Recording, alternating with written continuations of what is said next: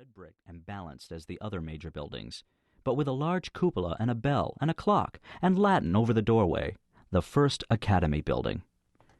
In through the swinging doors I reached a marble foyer and stopped at the foot of a long, white marble flight of stairs. Although they were old stairs, the worn moons in the middle of each step were not very deep. The marble must be unusually hard.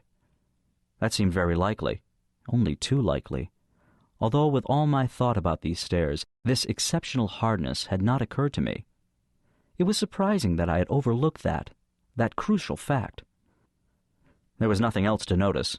They, of course, were the same stairs I had walked up and down at least once every day of my Devon life. They were the same as ever. And I? Well, naturally I felt older. I began at that point the emotional examination to note how far my convalescence had gone. I was taller, bigger generally in relation to these stairs. I had more money and success and security than in the days when specters seemed to go up and down them with me. I turned away and went back outside. The far common was still empty, and I walked alone down the wide gravel paths among those most Republican, bankerish of trees, New England elms, toward the far side of the school. Devon is sometimes considered the most beautiful school in New England, and even on this dismal afternoon its power was asserted. It is the beauty of small areas of order, a large yard, a group of trees, 3 similar dormitories, a circle of old houses living together in contentious harmony. You felt that an argument might begin at any time. In fact, it had. Out of the dean's residence, a pure and authentic colonial house, there now sprouted an L with a big bare picture window. Someday the dean would probably live entirely encased in a house of glass and be happy as a sandpiper. Everything at Devon slowly changed and slowly harmonized with what had gone before. So it was logical to hope that since the buildings and the deans and the curriculum could achieve this, I could achieve, perhaps unknowingly already had achieved, this growth and harmony myself. I would know more about that when I had seen the second place I had come to see. So I roamed on past the balanced red brick dormitories with webs of leafless ivy clinging to them, through a ramshackle salient of the town which invaded the school for 100 yards, past the solid gymnasium, full of students at this hour, but silent as a monument on the outside, past the field house, called the Cage. I remember now what a mystery references to the Cage had been during my first weeks at Devon. I had thought it must be a place of severe punishment, and I reached the huge open sweep of ground known as the playing fields.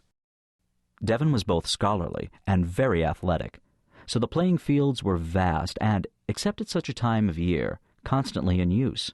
Now they reached soggily and emptily away from me. Forlorn tennis courts on the left, enormous football and soccer and lacrosse fields in the center, woods on the right, and at the far end a small river detectable from this distance by the few bare trees along its banks.